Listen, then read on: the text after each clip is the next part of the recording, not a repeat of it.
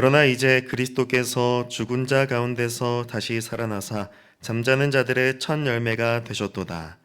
사망이 한 사람으로 말미암았으니 죽은 자의 부활도 한 사람으로 말미암는도다. 아담 안에서 모든 사람이 죽은 것 같이 그리스도 안에서 모든 사람이 삶을 얻으리라.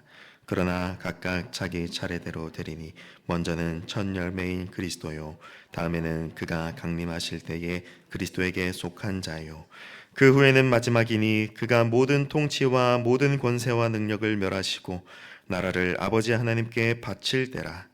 그가 모든 원수를 그 발 아래에 둘 때까지 반드시 왕노릇 하시리니 맨 나중에 멸망받을 원수는 사망이니라. 만물을 그의 발 아래에 두셨다 하셨으니 만물을 아래에 둔다 말씀하실 때에 만물을 그의 아래에 두시니가 그 중에 들지 아니한 것이 분명하도다. 만물을 그에게 복종하게 하실 때에는 아들 자신도 그때에 만물을 자기에게 복종하게 하신 이에게 복종하게 되리니 이는 하나님이 만유의 주로서 만유 안에 계시려 하심이라.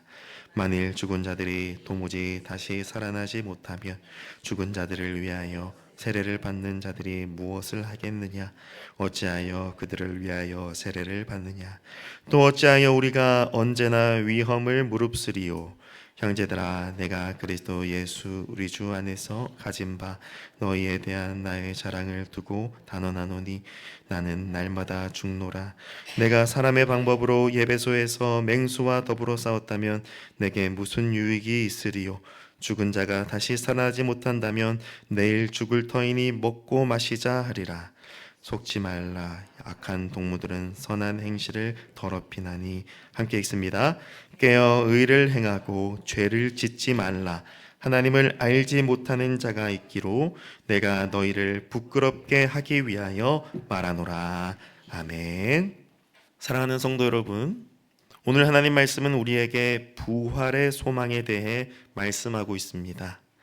오늘 본문 바로 앞절 19절은 만일 그리스도 안에서 우리가 바라는 것이 다만 이 세상의 삶뿐이면 모든 사람 가운데 우리가 더욱 불쌍한 자이리라 말씀합니다. 그리스도 안에 있는 우리가 단지 이 세상의 소망을 두고 산다면 그것만큼 불쌍하고 허무한 것이 없다는 말씀입니다. 성도의 믿는 바가 단지 이 세상에 썩어질 것에 있다면 그것은 성도에게 결코 합당하지 않다는 말씀입니다. 그리고 20절 말씀이 이어집니다. 그리스도께서 잠자는 자들의 첫 열매가 되셨다고 말씀합니다.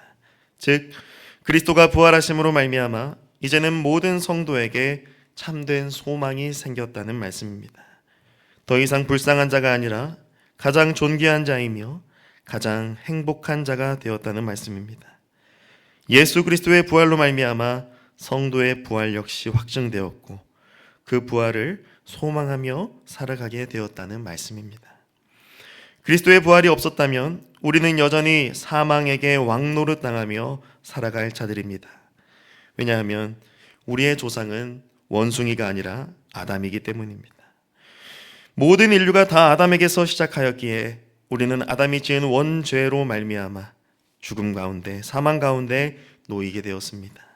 최초의 범죄자 아담 한 사람으로 말미암아 모든 사람이 다 죽음 가운데 놓인 것입니다.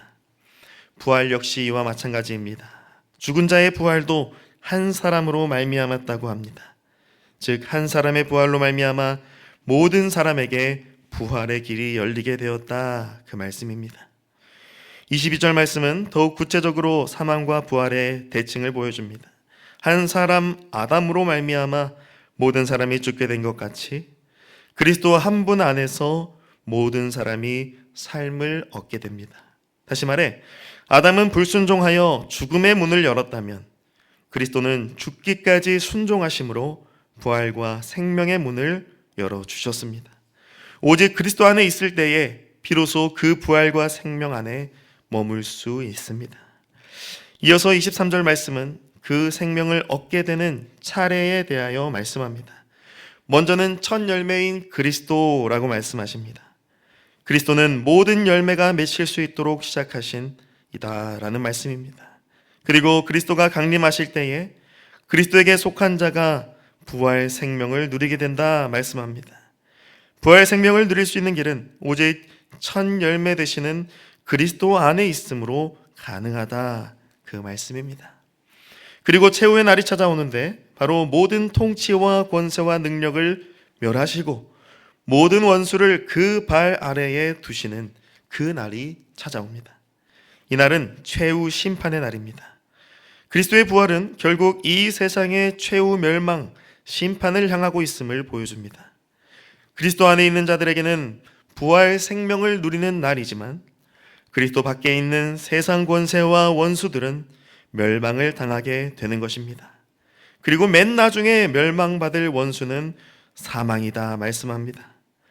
모든 죄 문제의 결과이며 종착점인 사망이 그리스도의 심판으로 말미암아 멸망받게 됩니다. 이 말씀은 우리에게 그 무엇과도 비교할 수 없는 소망의 말씀이 되는 것입니다. 우리를 가장 두렵게 만들고 힘들게 만드는 사망이 더 이상 존재하지 않게 되는 그 날은 그리스도의 강림하심으로 말미암아 이루어지게 됩니다. 이제 더 이상 죽음의 문제로 인해 걱정과 염려하지 않아도 되는 그 날이 바로 우리의 소망이 됩니다. 원래는 죽음 아래에 있어서 늘 두려움과 걱정 가운데 살아가야 했던 우리이지만 그리스도 안에 있음으로 말미암아 이제 죽음으로부터 자유케 됩니다. 더 이상 나를 근심케 하는 죽음을 바라보며 사는 자가 아니라 그 죽음을 이기시고 멸하실 그리스도 예수를 바라보며 부활 생명을 소망하며 사는 자가 된 것입니다. 이것이 바로 교회요 참 성도인 그리스도인들이 가져야 할 부활 소망입니다. 예수님의 부활은 곧 나의 부활입니다. 죄로 죽었던 나를 그 죽음에서 건지신 일이 바로 예수 그리스도의 부활입니다. 예수 그리스도의 부활로 말미암아 우리도 부활하게 될 것이며 더 이상 사망 권세가 우리를 다스리지 못할 것입니다. 우리는 바로 이 부활 소망과 생명을 가지고 살아야 하는 것이죠. 그런데 고린도 교회 가운데 여전히 부활이 없다 하는 자들이 있었습니다. 그래서 바울은 죽은 자들의 부활에 대하여 더욱 강조해서 말합니다.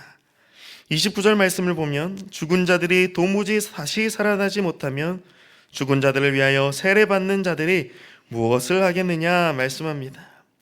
이 말씀은 주의 깊게 해석해야 하는데 마치 죽은 자들을 위해 세례를 받는다는 것을 대리 세례, 죽은 자를 대신하여 세례받아 구원을 인정해 준다는 식으로 해석하는 것은 그릇되고 잘못된 해석입니다.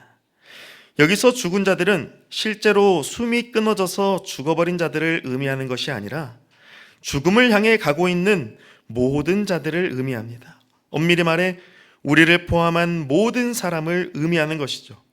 모든 사람이 다 죽음을 향해 가고 있고 심지어 영적으로는 이미 죽은 자들입니다. 그러므로 이미 죽음을 선고받은 자들, 그리하여 최종 죽음을 향해 가고 있는 자들이 다시 살아나는 일이 없다면 왜 세례를 받는 것인가 라고 반문하는 것입니다. 세례는 그리스도와 함께 십자가에서 죽고 그리스도의 부활로 말미암아 다시 살아나게 됨을 인치는 것입니다. 그렇게 부활이 없다, 죽은 자가 살아나는 일이 없다 주장하는 자들을 향하여 바울은 세례를 근거로 제시하며 죽은 자들이 살아나게 되는 부활 생명이 있음을 주장하고 있는 것입니다. 심지어 바울은 자신과 사도들이 받는 위험을 근거로 부활을 주장합니다. 바울과 사도들은 예수 그리스도의 복음을 위하여 죽기로 작정한 자들입니다. 우리가 사도행전 강의 말씀을 통하여서 계속해서 보듯이 바울은 죽을 각오로 로마까지 그리고 스페인까지 가려고 합니다. 구중들에게 맞아 죽을 위기도 유라굴라 돌풍에 의해 수장당할 위기를 겪음에도 불구하고 바울은 그 선교의 걸음을 멈추지 않습니다. 왜 그렇습니까? 왜 그러한 위험을 자초하는 것입니까? 바울과 사도들이 죽음을 무릅쓰고도 복음을 전하는 이유는 바로 그리스도의 부활 생명이 그들 가운데 있기 때문입니다. 예수님의 증인으로서 살아가는 그들의 모습이 바로 그리스도의 부활이 참되며 진실이라는 것을 증명하는 것입니다. 죽은 자가 다시 살아나는 일이 있기 때문에 그 누구보다 최선을 다해서 주를 위하여 수고하고 헌신하는 것입니다. 왜냐? 죽음 이후에 부활의 때에 나의 모든 수고와 헌신과 섬김을 받으실 주 예수님을 만날 것이기 때문입니다. 주 예수님이 강림하셔서 다스리시는 그날이 반드시 모든 성도들에게 확정되어 있기 때문에 결코 생명이 붙어있는 한 내 마음대로 마치 이 세상이 전부인 것처럼 살아갈 수 없는 것입니다. 그런데 부활이 없다 하는 자들은 뭐라 말합니까? 32절 하반절에 내일 죽을 터이니 먹고 마시자 한다라고 합니다. 어차피 내일 죽으면 모든 것이 끝인데 뭐하러 바울처럼 살고 뭐하러 사도들처럼 사는가? 그냥 내 먹고 싶은 대로 하고 싶은 대로 내 육체의 정욕을 위하여 사는 것입니다. 심지어 그렇게 살자고 교회 안에서 사람들을 유혹한다는 것입니다. 이렇게 하면 돈 많이 벌고 저렇게 하면 좋은 직장 구하고 이 땅에서 호의호식하며 사는 방법에 대해서 교회조차도 혈안되어 있다라는 겁니다. 그러나 33절 말씀에 뭐라 말씀합니까? 속지 말라 말씀합니다. 교회에 예배 드리러 나오고 목장 모임도 하고 교회 울타리 안에 있지만 부활이 없는 것처럼 여기며 살아가는 자들에게 속지 말라고 말씀합니다. 그들은 선한 행실을 더럽힌다고 합니다. 한 번뿐인 인생, 세상에서 잘 먹고 잘 살아야지 무슨 교회에서 섬기고 봉사하고 당장 한 푼이라도 더 벌어서 세상에서 떵떵거리며 살 궁리를 해야지 무슨 전도고 선교고 헌신이고 희생이야 하는 자들에게 절대 속지 말라고 말씀합니다. 34절에 바울은 뭐라 합니까? 깨어 의를 행하고 죄를 짓지 말라. 하나님을 알지 못하는 자가 있기로 내가 너희를 부끄럽게 하기 위하여 말하노라 말씀합니다. 바울은 그러한 자들을 향하여 하나님을 알지 못하는 자라고 합니다. 부활을 믿지 않는 자들, 그리스도의 부활 생명에 합당하지 못하게 살아가는 자들을 향하여 그들은 하나님을 모른다, 하늘 아버지를 모른다라고 단언합니다. 사랑하는 성도 여러분, 주를 위하여 헌신하고 있습니까? 주를 위하여 희생하고 있습니까? 진짜 부활 생명을 믿고 그 생명을 누리는 자가 이 땅에서 어떻게 살아갑니까? 그러한 자들은 내 정욕과 자랑과 만족을 위하여 살지 않습니다. 마치 이 생이 전부인 것처럼 살아가지 않습니다. 부활 생명을 가진 교회요, 참 성도는 그리스도께서 강림하실 날을 두렵고 떨림으로 바라보며 그날에 주님 앞에 칭찬 듣기 위하여 내 생명 들여 살아가는 자입니다.